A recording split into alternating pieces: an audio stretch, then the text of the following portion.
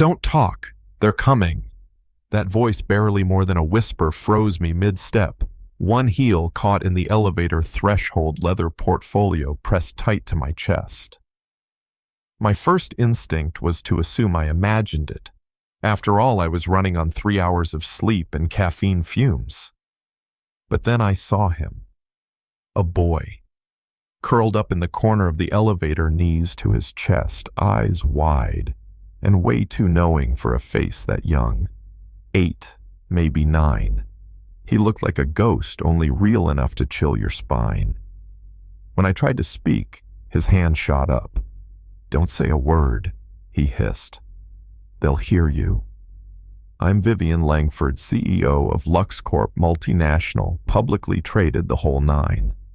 I've closed billion-dollar deals in rooms full of sharks. But in that elevator, trapped in steel and fluorescent light, I didn't feel powerful. I felt watched. And then he said my name. I hadn't introduced myself. I hadn't said anything. Just Vivian. One word that cracked my breath in half. The doors slid open. A janitor in a navy blue uniform blinked at me, then at the boy. "Ezra," he breathed. His shoulders sagged like the weight of the world dropped back on him. "There you are." The boy ran into his arms like a storm breaking. The janitor looked at me, face lined with exhaustion and something else. Shame. "I'm sorry, ma'am. He wasn't trying to scare you." I stiffened. "What was your son doing hiding in a corporate elevator at midnight? He hides sometimes," the man his badge said. Marcus Clay murmured. "He gets scared. I'll talk to him." But Ezra clung tighter and whispered through his father's chest. "She needs to know Dad." They said her name.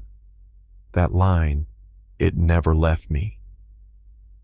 The next morning, I walked into the executive boardroom like I always did. Crisp heels, tailored suit, poker face. But inside, I was still hearing that whisper. Victor Hale, my COO, stood at the head of the table. Silver tie, charming smirk. "Vivian," he said smoothly. "We're all set for tomorrow's signing. Cross-border tax optimized, frictionless. You'll love it." Beside him was Linda North, our CFO. Red nails tapping rhythmically on a folder thick with tabs. She didn't say much, she never did unless it mattered. I stared at them. Silver tie. Red nails. Ezra's whisper echoed. I couldn't shake it. So I did something I hadn't done in a long time. I asked questions. "I'll review the documents myself tonight," I said. "Every page." Victor smiled too easily. "Of course. But that's what you have us for. Trust Vivian. It's your greatest asset." I nodded. "Isn't it?" That night I went back to the lobby.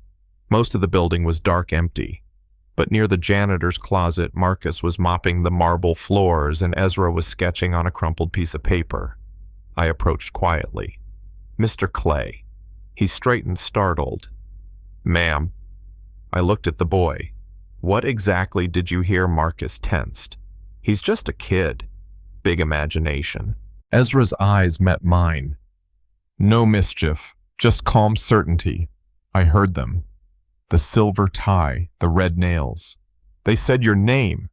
They said you'd sign without reading. Then you'd lose everything." The lobby shrank.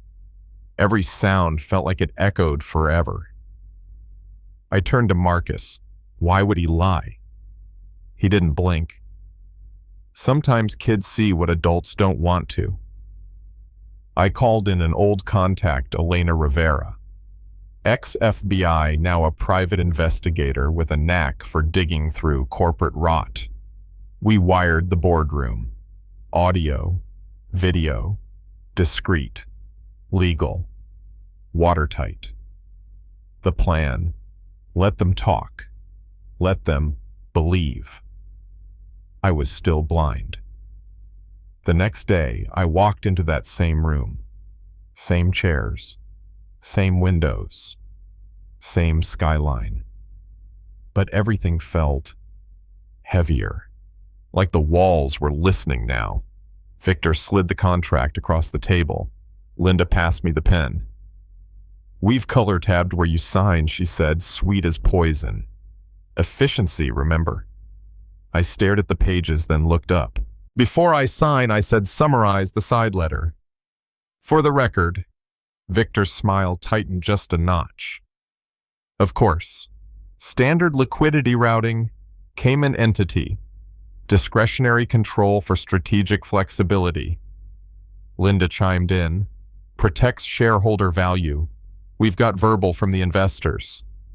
How much? Victor's eyes glittered. 200 million. Deferred exposure. Everyone wins. I leaned back. "And this wasn't disclosed to the SEC. Victor chuckled. "Vivian, not every truth needs daylight. Some do," I said quietly. "Like this one." That's when Mark clicked his pen. "Our mole in the room." Victor flinched. "What is this audio and video?" Mark said calmly.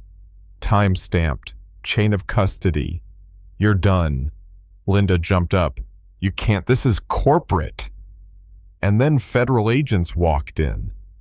Dark suits, flashing badges, calm voices. "Victor Hale." "Linda North, you're under arrest for conspiracy, wire fraud, securities fraud, and money laundering." Victor's mask cracked. "You think you've won, Vivian? You don't know who I answer to." I stood. "I don't need to know, because now they know me." Hours later, the building buzzed with rumor. I stepped into the lobby and stood on the small riser near the reception usually reserved for Christmas trees. "Some of you heard what happened upstairs," I said, voice steady. "2 executives were arrested today. They do not speak for this company. They never will again." People stopped whispering. "We are not built on shadows. We're built on you.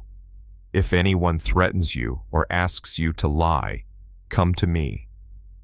That's when I saw him, Ezra, running across the lobby, arms wide. I crouched as he crashed into me. "You saved me," I whispered. He looked up. "You saved you. I just told you where the quiet was." 8 weeks later, I got a call. Verdict: guilty on all counts. Victor would rot behind glass walls he could never polish. Linda pled out and lost everything but her silence.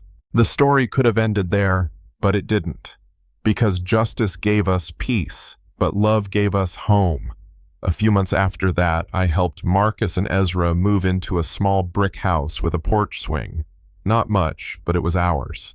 On weekends, Ezra drew maps of imaginary buildings where the quiet told the truth. Sometimes I helped him color them in.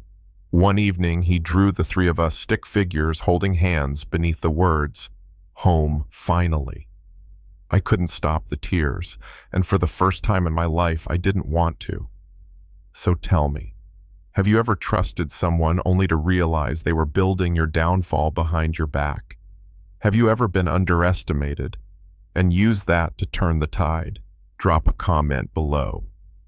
Let's talk about power, about silence, about the kids who listen, and the adults who finally hear them. And if this story hit you somewhere deep, subscribe. Because around here, we believe in second chances, even when they come from the quietest corner of the elevator.